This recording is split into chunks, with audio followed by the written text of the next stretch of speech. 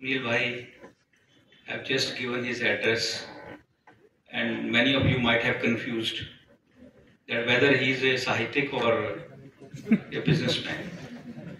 But I will come to this point later on in my talk.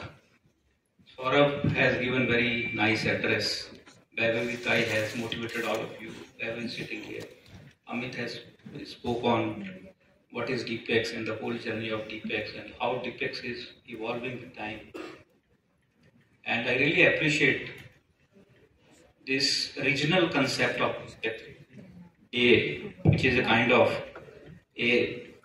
one step before you get into the grand finale, which is going to happen this year in COP Pune.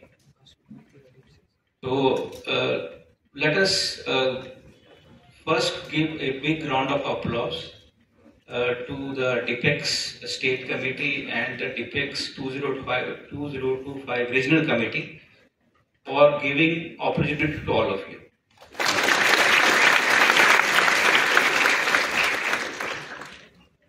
Friends, I just briefly will present to you a kind of analogy in front of you. If I would say that we all are born in the most fortunate time in the human history, so I think it would not be a wrong statement. Do you agree to me? Okay. Now when I'm saying so, what is that time? When this time started? Whether it started 20 years back, 40 years back, years back, when this time started? Anyone? Anyone? I'm saying that we are living in the most fortunate time in the human history. So if it is true, when this fortune time started? Any guess? Yes. No guess? Can I say that fortune time started sometime in 450, 500 years back? Would you agree to it? No. So whether the fortune time started 30 years back, when the IT revolution happened, many of you are saying yes. But let me tell you friends, the fortune time started around 450 to 500 years back. So just for a better clarity, when I'm saying fortune time, it doesn't mean very important time. Important time might have started a million years back, 10,000 years back. But when I'm saying fortune time, this is a time when science and technology started influencing every sphere of our life. I think it is around 450 years back when the microscope got developed.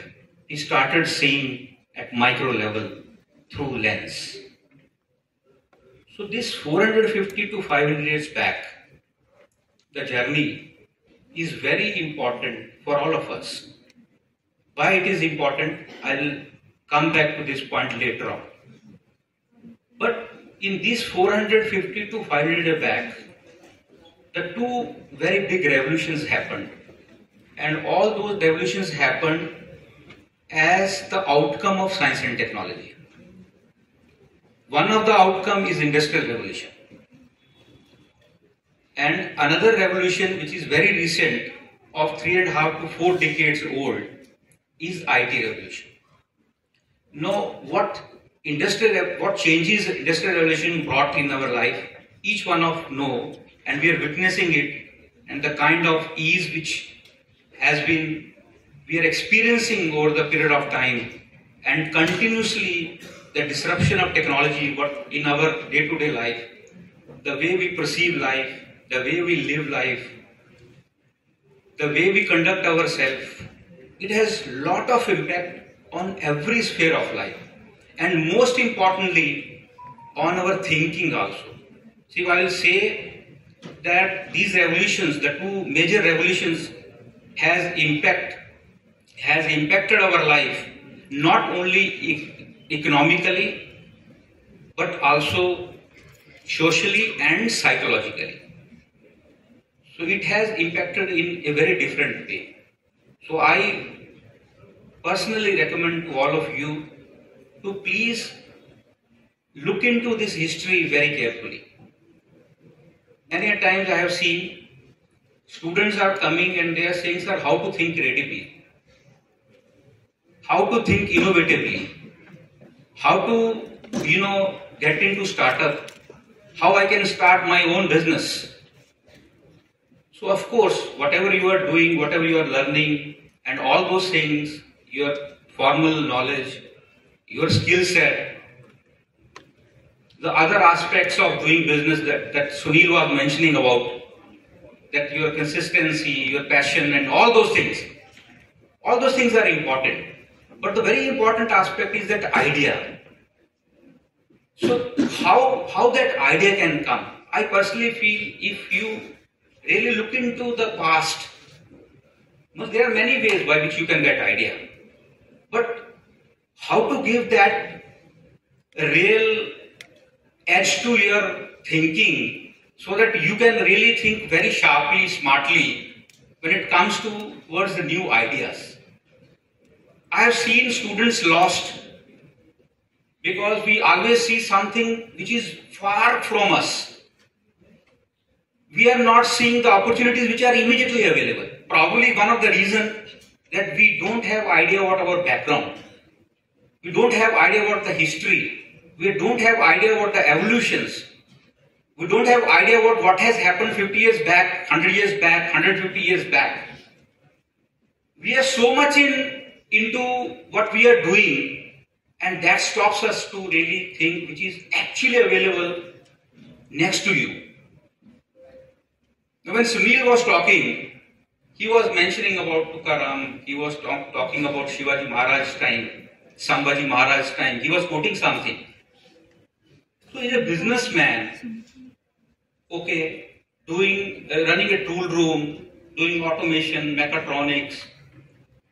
He's talking and taking all those examples which are embedded in the history and are so relevant and so important, probably helping him to make himself first a wonderful human being and also being a leader of the company to inculcate that very important culture through which he might be getting productivity and efficiency in his team. So therefore, friends, I always feel that history, or maybe it is a technological history, our general history, what is the history of the place from you belong to, all these things are very, very important.